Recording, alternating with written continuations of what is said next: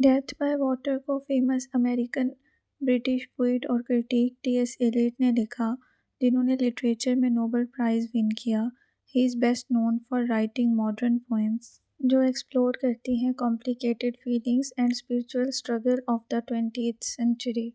Death by water Waste Land का चौथा section है और ये 10 लाइन सेक्शन है। ये कहानी है फ्लीबाज की, जो एक मर्चेंट सेलर होता है। फर्स्ट 3 लाइन्स में उसको इंट्रोड्यूस किया गया है। वो 2 हफ्तों से मर चुका है, फोर्टनाइट हो गई है, यानी कि 2 हफ्ते हो गए हैं वो मर चुका है। क्योंकि अब वो मर चुका है तो अब वो समुद्री जानवरों जैसे कि सीगल की क्राइंग की आवाज़ भी नहीं सुन सकता और समंदर की लहरों का शोर भी नहीं सुन सकता। सबसे इम्पॉर्टेंट, वो प्रॉफिट और लॉस के बारे में भूल चुका है, मतलब मनी, बिजनेस और मटेरियल सक्सेस, जिसके बारे में वो अपनी ज़िंदगी के दौरान परेशान रहता था। अपनी मौत के बाद वो सारी बातें भूल चुका है। 4 to 6 लाइन्स में है कि उसकी मौत पानी में डूबने की वजह से हुई थी। उसकी जो हड्डियां हैं वो समंदर के पानी के नीचे जा रही हैं और जो समंदर का पानी है वो स्लोली उनको कैरी कर रहा है विद विस्परिंग की साउंड्स के साथ। जैसे जैसे उसकी बॉडी टाइड्स के साथ, लहरों के साथ मूव कर रही है, वैसे वैसे वो अपने बुढ़ापे से लेकर जवानी तक के सारे स्टेजेस को याद करता है। इससे पता चलता है कि डेथ, टाइम और फिज़िकल आइडेंटिटी रिजॉल्व होना शुरू हो गई है। 7 to 8 लाइन्स में है कि उसकी बॉडी अब विल्ड पूल में एंटर हो चुकी है, यानी कि फाइनलिटी ऑफ डेथ में। विल्ड पूल समंदर में तब आता है, ये एक किस्म का तूफ़ान होता है जब पानी तेज़ तेज़ सर्कुलर मोशन में घूमता है, तो उसको हम विल्ड पूल कहते हैं। विल्ड पूल को रिप्रेजेंट किया गया है एज अ फाइनल फोर्स, जिसके ज़रिए फ्लीबॉज की बॉडी नीचे तक चली जाती है, समंदर की तह तक। तो ये शो करता है कि नेचर ह्यूमन से बहुत स्ट्रॉन्ग है। जेंटाइल और ज्यू से ये मेंशन किया गया है कि डेथ यूनिवर्सल इक्वलाइज़र है। रिलीजन या रेस मैटर नहीं करते, डेथ सबको आनी है। 9 to 11 लाइन्स में ज़िंदगी गुजारने की एक वार्निंग दी गई है, एडवाइस दी गई है।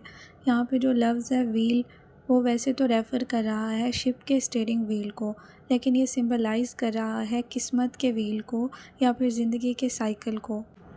टी.एस. एलियट यहाँ पे रीडर को एडवाइस कर रहे हैं कि उसको फ्लीबाज की ज़िंदगी के बारे में सोचना चाहिए। फ्लीबाज पहले स्ट्रॉन्ग, अट्रैक्टिव और फुल ऑफ लाइफ था, जैसे कि अब हम हैं।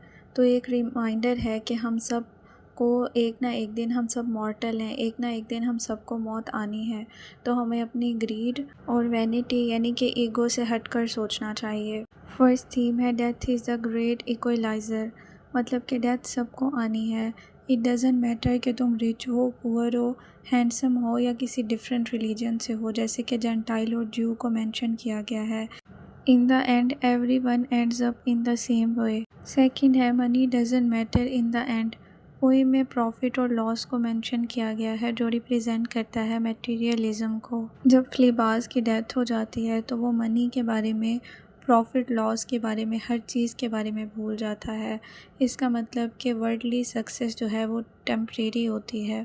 थर्ड है the power of nature. Phlebas की डेथ पानी में डूबने से होती है। The current and the whirlpool जो है वो रिप्रेजेंट कर रहे हैं नेचर को।